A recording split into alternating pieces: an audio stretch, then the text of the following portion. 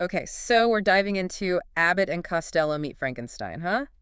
You ready to go beyond just like the surface level of this movie? Absolutely. This is a fascinating one. It really is. It's not just some silly old monster movie, though. Right. This film was a pivotal moment in Hollywood Yeah, it really was. where classic horror, collided head-on with comedy. And changed how we see those iconic monsters, even today. Exactly. And what's fascinating is, you have this 1948 film. It still resonates with audiences, and it's a real testament to the, the enduring power of both genres and how that unique blend created something really special. Absolutely. And we're diving deep into excerpts from the film's Wikipedia page to understand why. Okay. We'll uncover the story behind the laughs, the on-set drama, and the surprising legacy of this monster mash. Yeah, a lot of times these deep dives, you find the unexpected. Oh, for sure. And this one is no exception. No, it really is something else. It really is. So to start, let's set the scene right. The film centers around Chick and Wilbur, played by Abbott and Costello,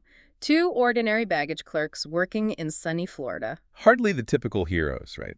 No. That you'd expect to encounter, legendary monsters. Yo, you can say that again.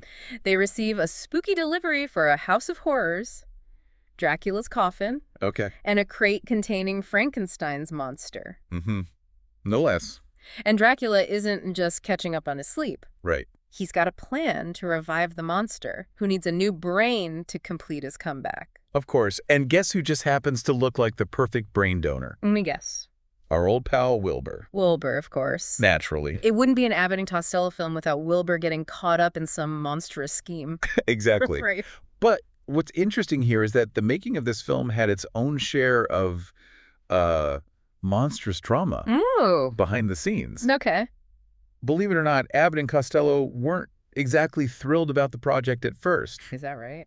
Costello even reportedly called the initial script crap. That's right. Yeah. And even a $50,000 incentive wasn't enough to win them over immediately. Wow. Their reluctance, though, adds another layer to this whole story, doesn't it? It really makes you wonder how their hesitation to join the project affected the final product. Exactly. Speaking of affecting the final product, this film turned into a universal horror family reunion. It did. You had Lugosi back as Dracula. Yes. Chaney as the Wolfman. Right. And Strange as the Monster, all reprising their iconic roles. It was a reunion of talent, really, Wow. both in front of and behind the camera. Really? Even the composer, Frank Skinner, had worked on previous Frankenstein and Wolfman films. Oh, wow. Talk about bringing the band back together. Wow. It really is something else having all of those familiar faces together again. Oh, yeah. But, when you think about it, the original script included the Mummy and Dracula's son. Oh, wow. Alucard. Wow, that's a lot. Can you imagine the chaos on the screen? It would have been a monster mashup of, epic proportions. Talk about an overcrowded film. Right. And it makes you wonder, maybe that contributed to Costello's initial, hesitation. I can see why he might have called it crap at the beginning. Yeah, totally. If it was just wall-to-wall monsters. Exactly. But even without the Mummy, there was still plenty of drama on set. Really? We were talking about on-set shenanigans. Yeah. Glenn Strange, the actor playing the monster, actually got injured during filming. Oh, no, during filming? During filming. What happened? They were, filming a scene where the monster tosses Dr. Mornay through a window. Okay. And Dr. Mornay was played by Lenora Bear. Right. And to make this stunt, look more dramatic, they rigged her with a wire. Oh, so she could, okay. Right. So far, so good. Right. It's Hollywood. These things happen. Exactly. But something went wrong during the take, and she swung back into the shot unexpectedly. Oh, no. And Glenn Strange, being a total pro, tried to catch her to, prevent an accident, but he ended up falling and breaking his foot. Oh, my gosh. Poor guy. Talk about a rough day on set. Ouch. But the show must go on, right? The show must go on, right? So how did they manage with a leading man out of commission? This is where it gets interesting. Okay. Lon Chaney Jr., who was already on set and in full Wolfman makeup. Oh, wow. Ready to go for his scene, stepped in for Strange and finished the window toss. Wow. Talk about a trooper. Talk about a team player. Right. That's dedication. It really is. Yeah, and it speaks to, the camaraderie on set, even amidst these mishaps. It really does. Like, the show must go on. Exactly. And they were going to make it happen. And this kind of chaotic production ultimately resulted in a box office hit for Universal. It became their most successful Frankenstein film since the original. Which is fascinating because this next part, it's really interesting. Yeah. Because despite the commercial success of it, it received kind of a mixed response, particularly from New York critics. I was just going to say, the New York critics were not having it. They were not having it. Yeah. They were not won over. Not at all. By the comedic antics. Assembly line comedies is what they called it. Assembly line comedy. Oh, pie throwing. Like it was a crime against cinema. Right. Right. They were very serious about their horror. It is fascinating how divided the reactions were. Right. Some people embraced the comedic chaos. Yeah. And other people felt like it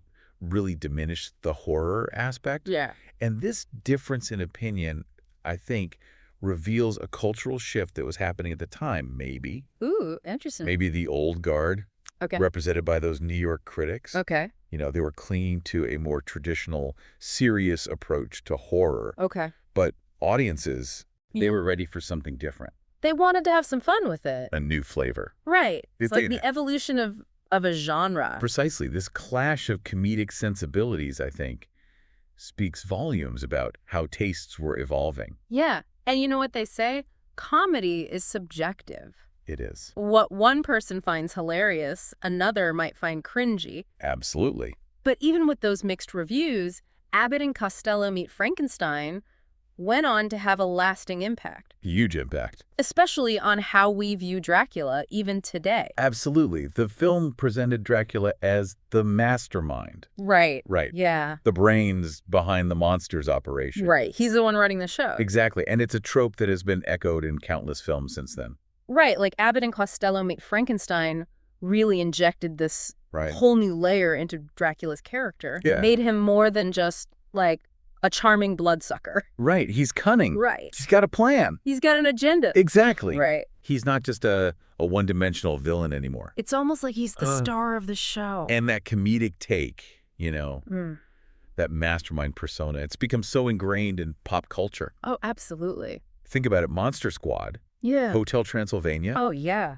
They all owe a little debt to this film, I think, for reimagining Dracula's role in the monster world. Wow. I mean, it really is remarkable how a movie that was at first, you know, met with mixed reviews could go on to have such a lasting impact. I know, right?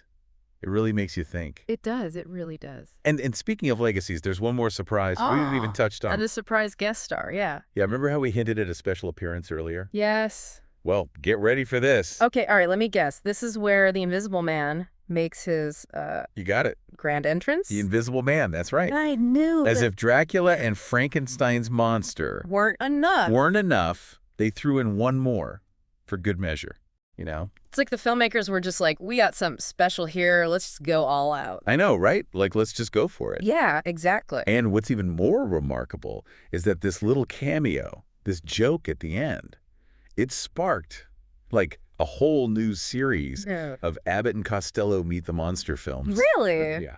Wow, that's wild how that little, like, comedic bit can just have a ripple effect. I know, it's like a snowball effect. Right. Totally. That's really interesting. So Abbott and Costello Meet Frankenstein. Yeah. With all of its, you know, backstage drama, the mixed reviews. Right. It became a landmark film. Yeah. It really did. It cemented its place. Yeah. Not just in comedy history, but in horror history as well. Absolutely. I mean, it made those classic monsters, it made them more approachable, more ripe for parody, and even, I think, even more beloved by generations to come. Absolutely, yeah. It injected this humor into this world of horror, and I don't know, it made them more relatable. Right. It took something that was once seen as, you know, purely frightening and made it funny, endearing, and something you could just laugh at. Exactly. Not just scream at. And that's the magic of Abbott and Costello Meet Frankenstein. Exactly. Right.